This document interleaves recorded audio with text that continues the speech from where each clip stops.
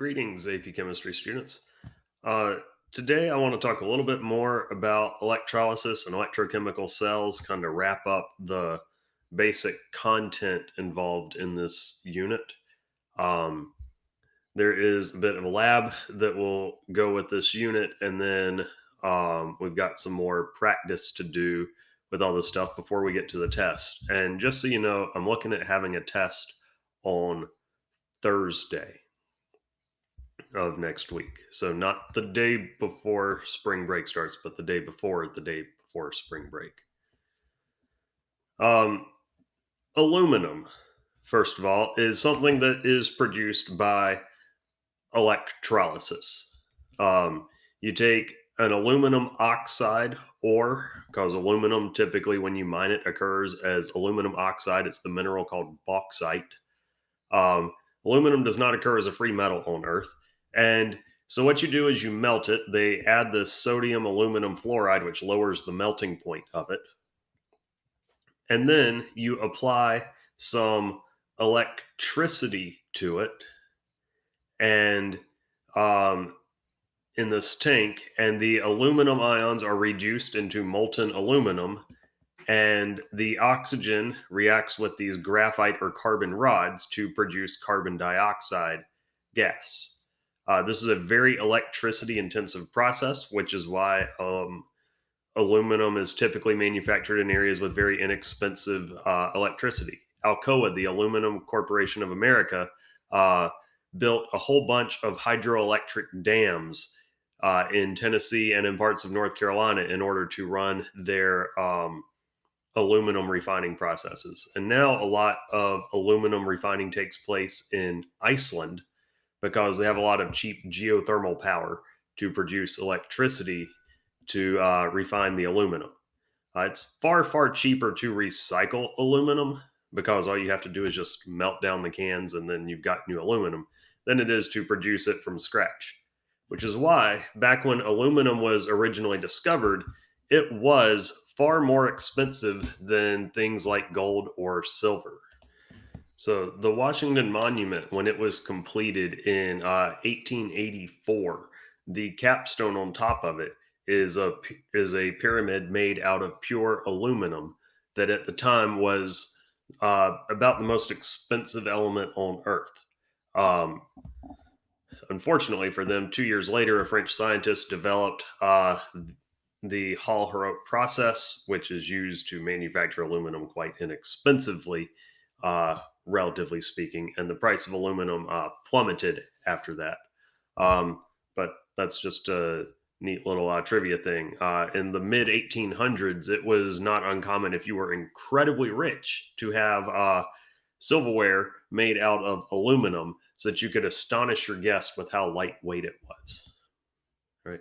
But it really requires electricity to manufacture aluminum in large quantities. And so it wasn't until the development of modern electrical power plants that aluminum could be easily produced. Sodium chloride. You can melt it and electrolyze it using this thing called a Downs cell. So you melt salt, and they typically add calcium chloride to it to lower the melting point.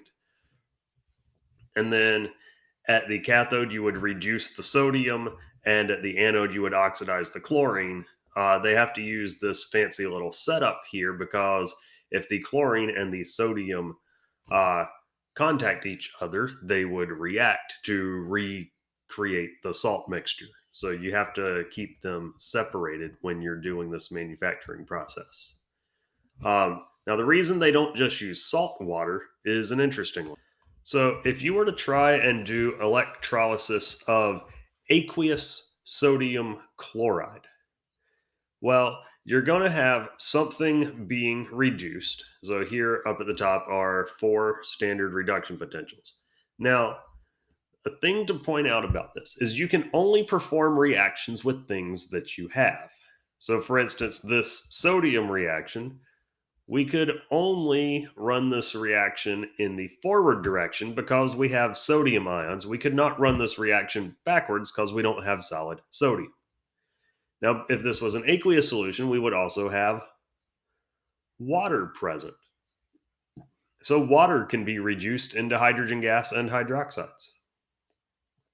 We cannot do this reaction up here because we don't have oxygen gas or hydrogen ions present in uh, a saltwater solution, and we can't do this reduction because we don't have chlorine gas. Now, for oxidation, one of these reactions has to run backwards. So we could oxidize the chlorine, or we could oxidize water. Now, what you'll notice is that running either of these reduction reactions forward or the oxidation reactions backwards is going to be unfavorable thermodynamically, which is why sodium chloride is a quite stable compound. It's favorable to form it, not for it to decompose. So, if we're going to try and do a reduction, the reaction here that's the most positive is the one that will happen whenever you apply electricity to it. So, if we apply electricity to some sodium chloride, water will be reduced into hydrogen gas instead of it producing sodium metal. Also, if you put some electrodes into water, if you were to form sodium metal, well, sodium reacts violently with water to form sodium hydroxide and all this stuff. So the sodium metal would react immediately with the water. You can't form sodium metal with water present. The water will be reduced before the sodium ions would be. Um, because, quite specifically, if you had sodium present, it would be very favorable for this reaction to happen in the reverse as it reacts with the water, producing sodium hydroxide and hydrogen gas. Um, for the oxidation half reaction that would be the one favored to occur is this one because um, it's going to be negative 1.23 volts versus the negative 1.36 volts. However, you have to be very careful. You would not want to actually perform this reaction here if you're just trying to produce, say, hydrogen gas and oxygen gas, because uh, there's not a huge voltage difference between these. And if you're not careful, you can actually end up producing chlorine gas at one electrode and hydrogen gas at the other electrode. So, if you're going to try to electrolyze water to produce hydrogen gas and oxygen gas, you don't want to have sodium chloride present in the water. Um, but you also can't produce sodium metal with the water present. So that's a little bit about what would happen here. So your overall reaction that you would get, um, and in order to balance this for electrons, we would have to double that one as we um, reverse the first reaction. And so you're going to end up with, oh, so I've forgotten to put a 2 right there. That equation wasn't balanced before. So the reaction that would ultimately happen based on these voltages is well, you have 4 H2Os plus 2 H2Os. That's going to be 6 H2Os make 2 H2s plus 4 hydroxides plus 4 H pluses plus O2. These 4 hydroxides and 4 H pluses would immediately recombine to form water. And so those would cancel out, leaving you with just 2 waters makes 2 hydrogens plus oxygen. Right. The last thing we need to talk about is if we were wanting to calculate E under non-standard conditions. In other words, uh, if you remember, standard conditions are at 25 degrees Celsius and 1 atmosphere of pressure and 1 molar solutions.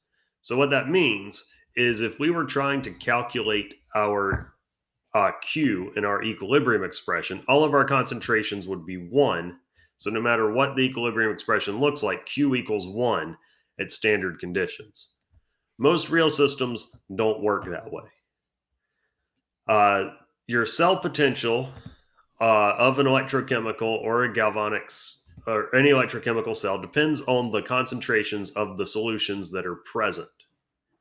And as a system approaches equilibrium, cell potential decreases and the cell potential reaches zero at equilibrium.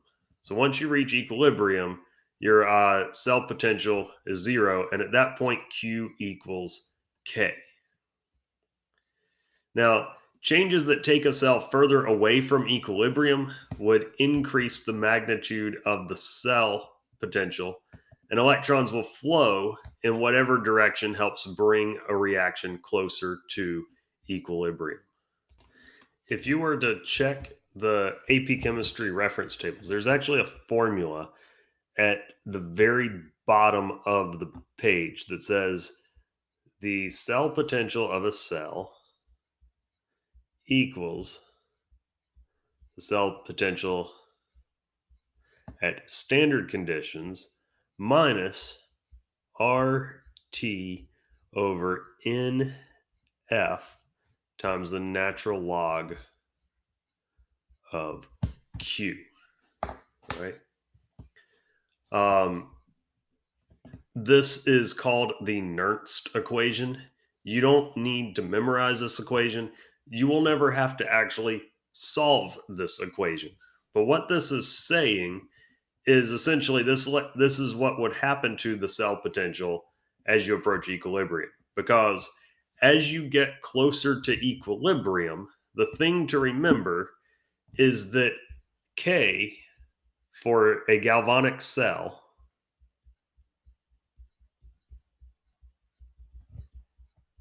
is much greater than 1. All right. So that's your equilibrium constant. And when Q equals K, the cell potential becomes 0. Right? So as the reaction proceeds, and as a reaction proceeds in the forward direction, since Q is equal to products over reactants, Q gets larger. So the natural log of Q would become a larger number, and you're subtracting a larger and larger number from your cell potential. And so as Q increases, your cell potential decreases. They move in opposite directions.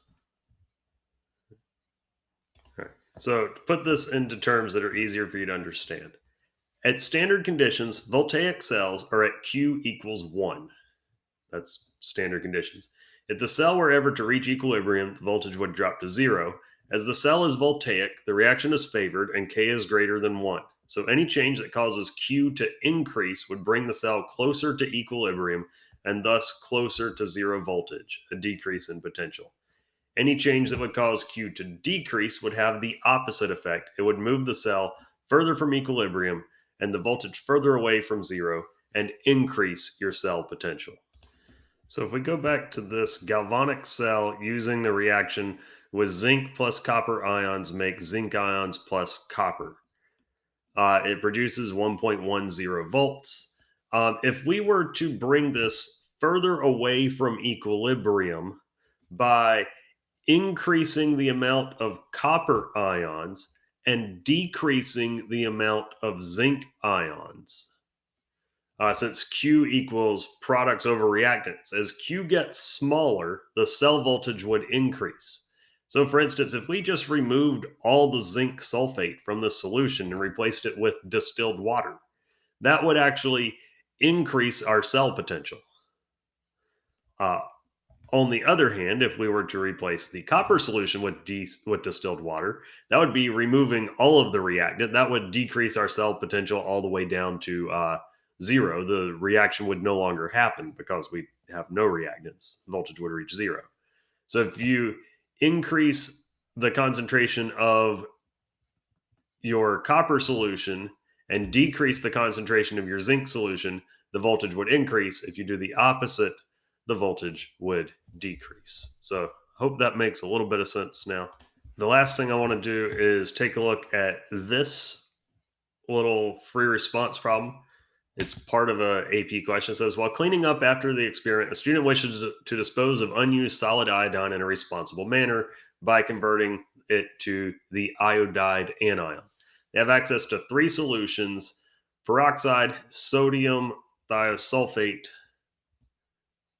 sodium tetrathionate. Um, and it's asking which solution should the student add to the iodine to reduce it to iodide. Circle your answer below.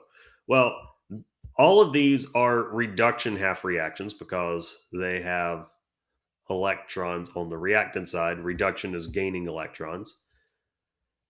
So we need to reduce the iodine. So this reaction has to happen in the forward reaction.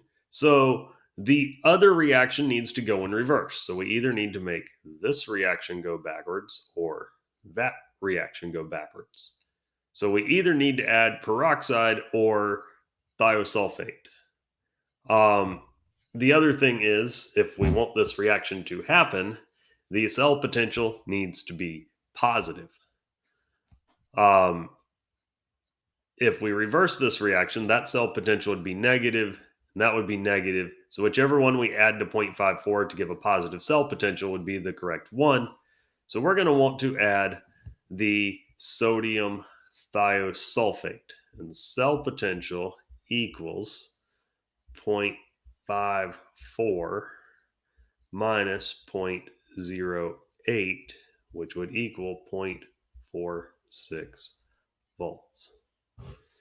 And then if it wants us to write the balanced net ionic equation, that would be that I2 as a solid plus two thiosulfates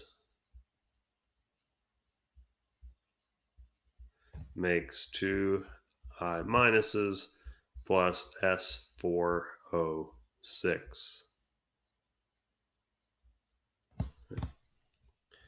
And that would be the balanced equation there.